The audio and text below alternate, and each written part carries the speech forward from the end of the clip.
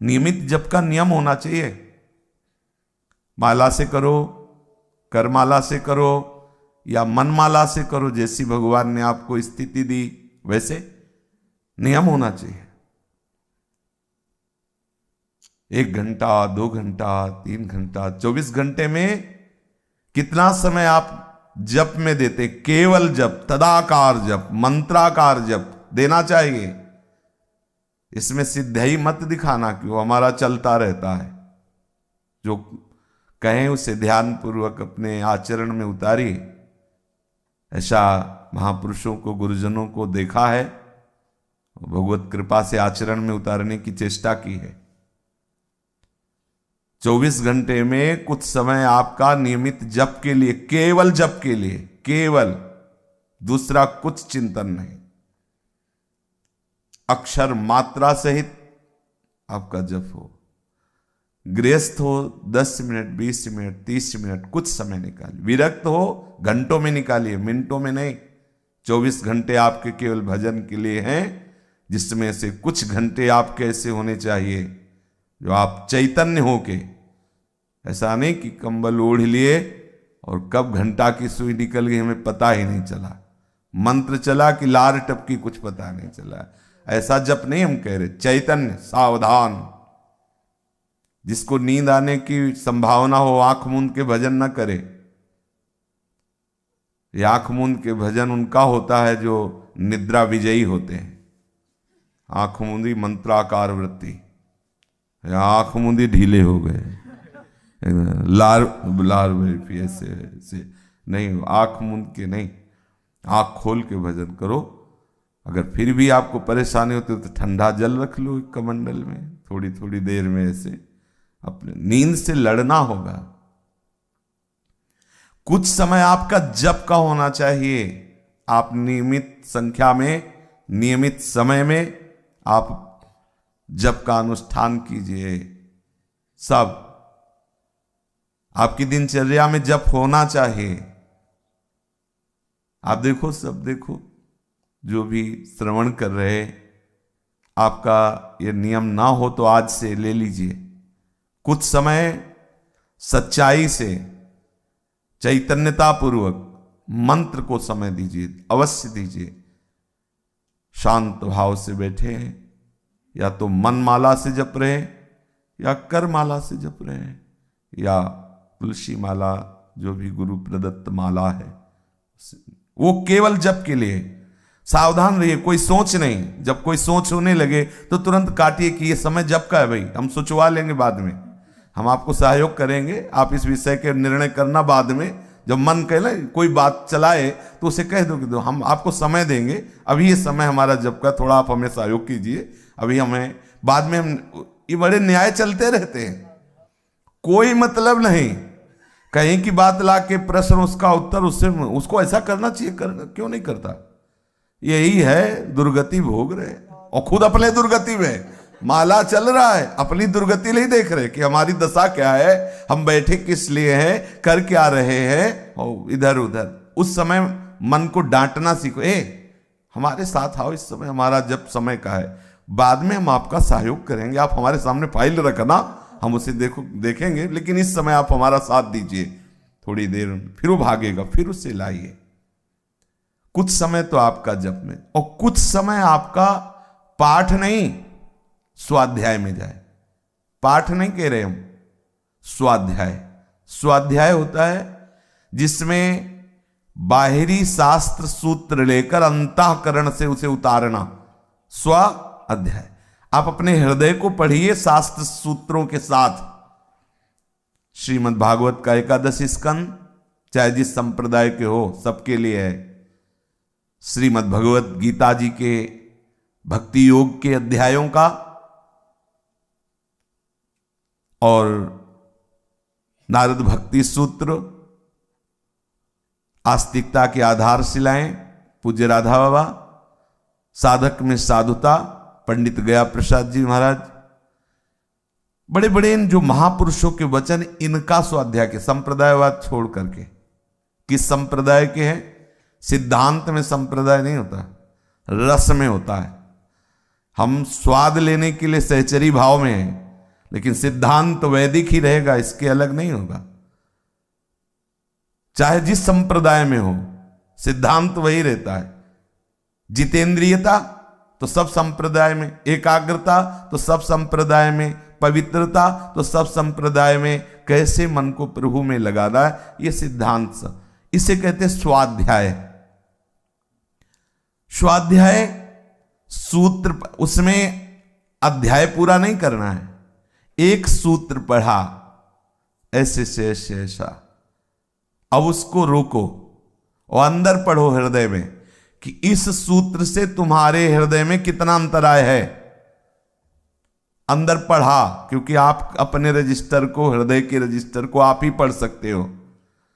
देखा है सिद्धांत में तो हम है ही नहीं, अंदर जलो उस समय, क्यों नहीं सिद्धांत में है, ये बात हमारे हृदय में क्यों नहीं आ रही। डायरी पेन साथ रखो, इस श्लोक के इस सिद्धांत में ये हृदय गलत है, अभी पूरा नहीं हुआ, नोट करो। पूरा आधा घंटा का स्वाध्याय आप अपनी डायरी में लिखो कि याम कम है, हमारे अंदर ये बात नहीं पाई जा रही, ये सुधार नहीं है। ये हुआ आपका स्वाध्याय। और क्रमशः बहुत काल तक ये स्वाध्याय चलता रहे, नित्य। आधा घंटा से ज्यादा स्वाध्याय नहीं, 30 मिनट का स्वाध्याय, लेकिन जैसा हम कह रहे हैं वैसा स्वाध्याय। इसके बाद फिर लीला गायन का, लीला गायन है, ये स्वाध्याय नहीं है। ये हम अपने इष्ट को सुना रहे हैं, हमें सुख मिले ना मिले, राग बने ना बने, राग की आवश्यकता है जिनको राग का ज्ञान हो। राग का तात्पर्य ध्वनि, बोले गांधर्व राग, निषाद, मल्हार, ये सब राग हैं। अगर ये राग है, प्रिया प्रीतम के प्रति अपनापन नहीं, तो इसका कोई महत्व तो नहीं है हमारे मार्ग में। मानत अपनो भाग, राग करत अनुराग बिन, दीखत सकल अभाग, दीखत सकल अभाग, श्री हरिवंश कृपा बिना। हमें जैसा आता है, ये स्वाध्याय नहीं है, ये लीला गायन है। अपने इष्ट के समीप या कहीं भी गायन करेंगे तो इसकी पद्धति है, गायन के पहले आपको भावना करनी होगी, हमारे इष्ट बैठे। मान लो आप यमुना किनारे हैं, गायन कर रहे हैं, अब थोड़ी सी सामने ऐसे बालू की गादी बनाई, भावना की, प्रियालाल बैठे यमुना के पावन पुलिन पर। विरक्त है आपके पास, कोई आसन तो है नहीं, अगर है तो वाणी में हम आसन रखते हैं, वही आसन वाणी वाला विराजमान कर दिया, भावना की प्रिया प्रीतम अब सुना रहे, जोई जोई प्यारो करे सोई में भावे। 2 घंटे 1.5 घंटे में चतुरासी जी हुई, हमें आनंद आया कि नहीं आया हमें मतलब नहीं, हम प्रियालाल को ये सुना रहे हैं, वो स्वाध्याय नहीं है। इसे लीला गायन कहते हैं। स्वाध्याय और लीला गायन में अंतर है। स्वाध्याय स्व अपना अध्ययन है, लीला गायन प्रीतम का यश गान है। स्वाध्याय सिद्धांत का होता है, एक एक बात को, लीला गायन और फिर जो उसमें डूबा जाता है वो लीला चिंतन होता है, स्वाध्याय नहीं होता। लीला गायन, लीला चिंतन, और सिद्धांत का स्वाध्याय और स्वाध्याय, स्वा शास्त्र का अध्ययन और स्वा दोनों साथ स्वाध्याय, वो हुआ जो स्वा का अध्ययन और शास्त्र अध्ययन, शास्त्र सिद्धांत और आपका हृदय कहाँ है, दोनों का मिलान। लीला गायन से श्यामा श्याम बहुत शीघ्र कृपा करके बरसते हैं उपासक के ऊपर, बरसत जुगल किशोर। फिर शेष समय में परिचर्या आराध्य देव की, गुरुदेव की, मंगला से लेकर शयन तक आपका जो भी समय, यदि आप गृहस्थी में हैं तो आप अपने अनुकूल देख लीजिए, अगर विरक्त है तो सत्संग, स्वाध्याय, मंत्र जप, नाम जप आदि के जो नियम हैं उनके अलावा जो आपका समय सब सेवा में जाना चाहिए। हमारे पास समय कहाँ है? आप जिस कुटिया में, वो महल है श्री जी का, छोटी सी कुटिया है मानो, वो महल है, आप उसमें सोहनी लगा रहे हैं। पहले फूल सोहनी लगाई, फूल झाड़ी, फिर पोछा लगाया, श्री जी के पात्र मार्जन किए, सुंदर सुंदर अनुकूल जल रखा, स्नान करा रहे और चंदन के साथ चंदन लगा रहे, पुष्प जैसा जो भी श्रृंगार कर रहे हैं, श्रृंगार आरती। जो कुछ नहीं है तो 4 मिश्री के दाने, थोड़े थोड़े 4 किशमिश के दाने, श्री जी 56 भोग लग रहा है हमारा, बाबा जी हमारे पास कुछ, और ये इतना सबके पास हो सकता है, ना हो तो ले लेना, मिल जाएगा। 4 किशमिश के दाने, 4, हमारे पास तो किशमिश के दाने भी नहीं थे, मिश्री थे, गोस्वामी जी जाते थे, पूछ लेना। मिश्री का इतना टुकड़ा, और उसी में भावना कर रहे हैं, भोग लगा। समय कहाँ है? जब आपका चित्त जुड़ेगा ना, महाराज भी बैठे, उनसे पूछ लेना। बाहर से आते थे, कहते बाबा भीतर हो, बाहर से ताला लगा हुआ है, भीतर हो, हमें लग रहा है कि भीतर हो आप। अरे निकलो बाबा, निकलो, अंदर हो, हमें पता है। तब निकलते, ताला बाहर से लगा है, कैसे जाल गए आप? बोले लग रहा था कुछ अंदर कि आप अंदर ही है, बाहर से ताला लगवा के अंदर। बोल रहे कि फुर्सत कहाँ है, देखने का समय कहाँ है। आपको विषय चिंतन से बचना होगा, विषय दर्शन से बचना होगा, विषय क्रिया से।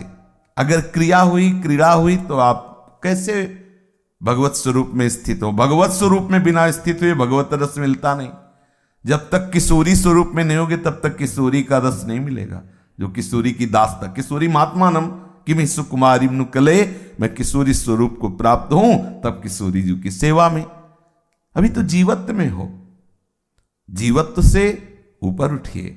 जीवत्व शरीर का सुख, शरीर संबंधी भोगों का सुख, शरीर संबंधी सुहृदों का सुख, यही तो दूरादपास्य स्वजनान सुखमर्थ कोटिम सर्वेषु साधन वरेश चिरम निराशा। यही जीवत्व को दूर करने के लिए तो बात कह रहे आचार्य चरण। भगवत रस में स्थित होने के लिए भगवत स्वरूप में स्थित होना होगा, क्योंकि भगवत रस भगवत स्वरूप होकर के ही पाया जा सकता है, अन्यथा नहीं। अब आपके पास समय कैसे बचा विषय चिंतन का? सेवा नहीं है क्या? आप सेवा है तो आप सेवा में रुचि नहीं रख रहे क्या? फिर काहे में? फिर तो शरीर सुख में लग जाएंगे, शरीर सेवा में। भाई सावधान होइए।